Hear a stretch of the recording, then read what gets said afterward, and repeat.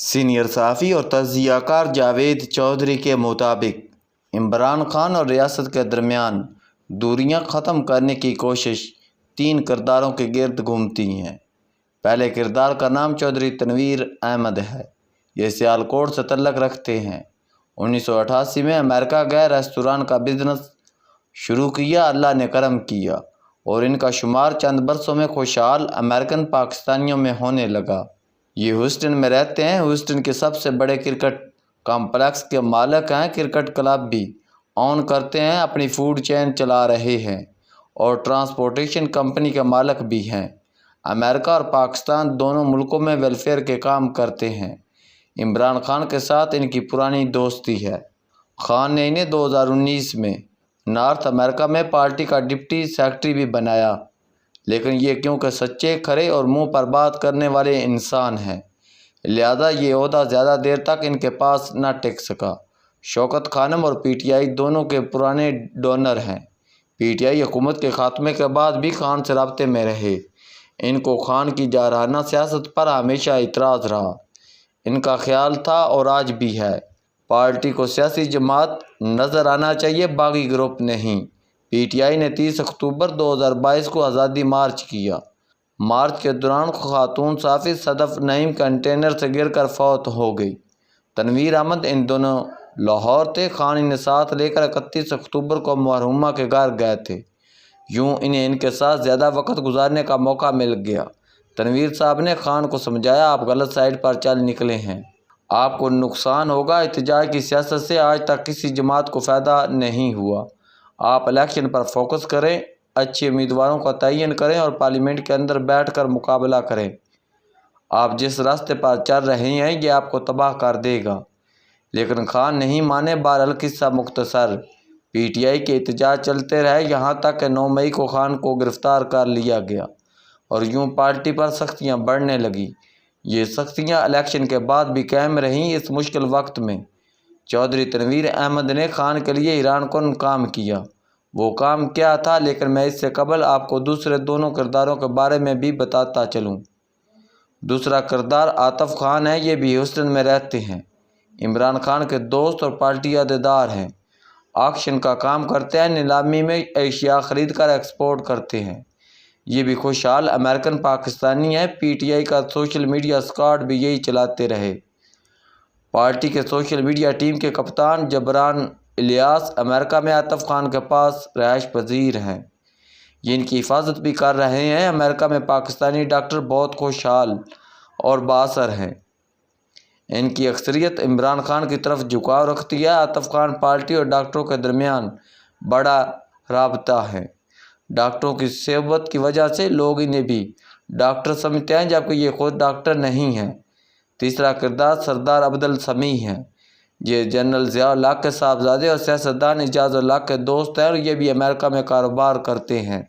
ہم اب اصل کہانی کی طرف آتے ہیں۔ چودھری تنویر احمد پاکستان میں ویلفیئر کے پروجیکٹ کرتے رہے ہیں۔ 2023 میں انہوں نے نسٹ یونیورسٹی کو غریب طالب علموں کی تعلیم کے لیے $9 ملین کا ڈونیشن دیا۔ یہ خبر مختلف اخبارات اور ٹیلی ویژن چینل پر نشر ہوئی، جس کے بعد اعجاز الحق کے ذریعے ان کا آرمی چیف سے رابطہ ہوا اور دسمبر 2023 میں ان کے جنرل عاصم منیر سے واشنگٹن میں ملاقات ہوئی اور یہاں سے ان کی کوششوں کا آغاز ہوا، جس پر اس وقت پی ٹی آئی کے ڈونرز اور یوٹیوبر ماتم کر رہے ہیں۔ چودھری تنویر احمد نے عاطف خان کو سمجھایا، بانی کو سوشل میڈیا اور یوٹیوبرز جیل تک لے گئے ہیں، ہم نے اگر کوشش نہ کی تو خان کی پوری زندگی جیل میں ضائع ہو جائے گی، ہمیں چاہیے ہم آگے بڑھ کر کوئی درمیان کا راستہ نکالیں، اس سے خان بچ جائے گا اور ملک بھی بدنام نہیں ہوگا۔ چودھری تنویر احمد کا موقف تھا، امریکہ میں پوری دنیا کے لوگ موجود ہیں، لیکن ہمارے علاوہ کوئی کمیونٹی اپنے آبائی ملک کے خلاف کمپین نہیں کرتی۔ دنیا کے تمام ملکوں کے اندر مسائل موجود ہیں، لیکن کسی ملک کے باشندے اقوام متحدہ، وائٹ ہاؤس اور سڑکوں پر اپنے ملک کے خلاف نعرے نہیں لگاتے، جبکہ ہم امریکہ میں اپنے ملک کی بے عزتی کر رہے ہیں، جس کا نقصان ملک کے ساتھ ساتھ ہمیں بھی ہو رہا ہے۔ لہذا ہمیں آگ بجھانے والوں کا کردار ادا کرنا چاہیے، آگ بھڑکانے والوں کا نہیں۔ یہ ڈائیلاگ کاریگر ثابت ہوا اور چودھری تنویر احمد اور خان کے امریکی پاکستانی دوستوں نے پل کا کردار ادا کرنا شروع کر دیا۔ تنویر احمد نے ریاستی اداروں کو بھی قائل کر لیا کہ آپ ہمیں موقع دیں، ہم عمران خان کو سمجھا کر درمیان کا راستہ نکالتے ہیں۔ انہیں بتایا گیا اسٹیبلشمنٹ خان سے کسی قسم کے مذاکرات نہیں کرے گی، ہاں البتہ آپ اگر پی ٹی آئی اور حکومت کے ساتھ ساتھ بٹھا سکتے ہیں تو ہمیں کوئی اعتراض نہیں ہوگا۔ یہ ایک بڑی رعایت اور موقع تھا، لہذا تنویر احمد اور سردار عبدالسمیع نے اکتوبر اور نومبر 2024 میں جیل میں بانی سے متعدد ملاقاتیں کی اور ان کے نتیجے میں معاملات بڑی حد تک سیٹل ہو گئے۔ بشریٰ بی بی بھی ان ڈائیلاگ کے نتیجے میں جیل سے رہا ہوئیں، لیکن پھر اچانک پی ٹی آئی نے 24 نومبر کے لانگ مارچ کا اعلان کر دیا۔ اس کی وجہ ڈونلڈ ٹرمپ تھے۔ ٹرمپ الیکشن جیت گیا اور اس کے بعد پی ٹی آئی کو محسوس ہوا ٹرمپ آنے والے دنوں میں ہمارے لیے لائف لائن ثابت ہوگا، لہذا خان نے اپنے سارے انڈے ٹرمپ کی ٹوکری میں ڈال دیے اور یہ سیٹلمنٹ کے وعدے سے پیچھے ہٹ گیا۔ یہ چودھری تنویر احمد اور ان کے ساتھیوں کے لیے حیران کن تھا۔ انہیں خان کے پیچھے ہٹنے کی ہرگز توقع نہیں تھی، لیکن یہ ہوا اور یوں ان کی سال بھر کی محنت ضائع ہو گئی۔ بہرحال قصہ مختصر، 24 نومبر کا احتجاج پوری طرح ناکام ہوا اور ٹرمپ کا کارڈ بھی خان کے حق میں استعمال نہ ہو سکا اور خان نے دوبارہ تنویر صاحب کی طرف دیکھنا شروع کر دیا۔ یوں فروری 2025 میں سیٹلمنٹ کی ایک اور کوشش شروع ہوئی۔ تنویر احمد کے ذریعے امریکہ کے 3 پاکستانی ڈاکٹروں نے آرمی چیف کے دفتر سے رابطہ کیا اور خان کے معاملے میں آرمی چیف سے ملاقات کی درخواست کی۔ انہیں جواب دیا گیا آرمی چیف سیاسی معاملات میں مداخلت نہیں کرتے، آپ ڈی جی آئی سے ملاقات کر لیں۔ انہیں یہ بھی بتایا گیا پی ٹی آئی نے اگر کوئی سیاسی ڈائیلاگ کرنا ہے تو یہ حکومت کے ساتھ ہی ہو سکے گے۔ بہرحال قصہ مزید مختصر، اس وفد کی مارچ کے دوسرے مہینے میں اسٹیبلشمنٹ کے دوسرے پاورفل عہدیدار سے ملاقات ہو گئی۔ ملاقات میں ڈاکٹر منیر خان، ڈاکٹر عثمان ملک، ڈاکٹر سیرا بلال، چودھری تنویر احمد اور سردار عبدالسمیع شامل تھے۔ وفد میں شامل تینوں ڈاکٹر عمران خان کے دوست ہیں، یہ پارٹی میں بھی شامل ہیں۔ ان کی 2.5 گھنٹے ملاقات ہوئی۔ ملاقات میں فیصلہ ہوا اگر پی ٹی آئی مذاکرات کے لیے رضامند ہے تو یہ حکومت سے رابطہ کرے، اسٹیبلشمنٹ اسے خوش آمدید کہے گی۔ انہیں یہ بھی بتایا گیا عمران خان اگر واقعی سیریس ہیں تو پھر انہیں اپنے سوشل میڈیا کو لگام دینا ہوگی۔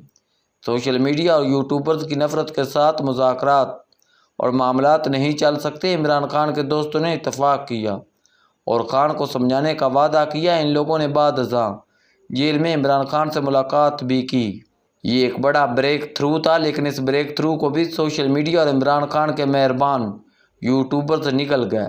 رئیس قصر جعفر ایکسپریس کی ہائی جیکنگ پر پارٹی کے رویے نے پوری کر دی۔ یہ ملاقات جعفر ایکسپریس کی ہائی جیکنگ کے دوران ہوئی تھی اور پاکستان تحریک انصاف کا سوشل میڈیا باقاعدہ BLA کو سپورٹ کر رہا تھا۔ عمرانی وفد نے بعد ازاں عمران خان کو سمجھایا، انہیں مذمت کا مشورہ بھی دیا گیا، لیکن عمران خان نے وعدے کے باوجود جعفر ایکسپریس کے اغوا کی مذمت کی اور نہ افواج پاکستان کی سوشل میڈیا پر ٹرولنگ رکوائی۔ اس سے مذاکرات کی اس کوشش کو بھی ٹھیک ٹھاک دھچکا لگ گیا۔ رئیس قصر پارٹی کے مہربان یوٹیوبرز نے پوری کر دی۔ وفد کے ایک ممبر، یہ پیشے کے لحاظ سے ڈاکٹر ہیں، نے اسلام آباد روانگی سے قبل ایک سابق صحافی اور موجودہ یوٹیوبرز کو میٹنگ کی اطلاع دے دی تھی اور یہ ان کی بہت بڑی غلطی تھی، لہذا یوٹیوبرز نے ملاقات سے پہلے ہی وفد کے کپڑے پھاڑنا شروع کر دیے۔